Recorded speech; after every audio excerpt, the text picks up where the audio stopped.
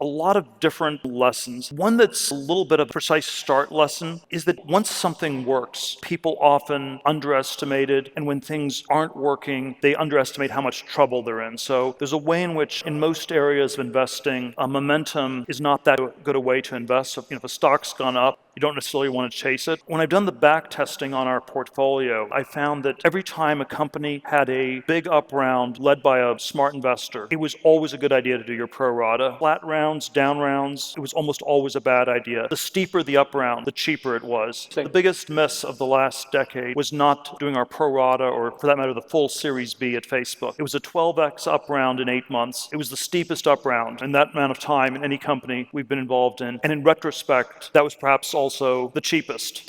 Series B round of Facebook. And I think one of the reasons it was so underpriced was that investors don't want to step up that much, but then even the people on the inside often underestimate how much things change. So once things start working, once you have that sort of momentum, it was still 8 or 9 people at the company, this office with this horrible graffiti art on the wall. And so even though you had these abstract charts that were going exponential, on the inside it didn't feel things were changing that much. And that's why people underestimated. And so you have these subtle but very important points where somehow the leverage shifts, where somehow the dynamics shift very powerfully, and they tend to get very underestimated.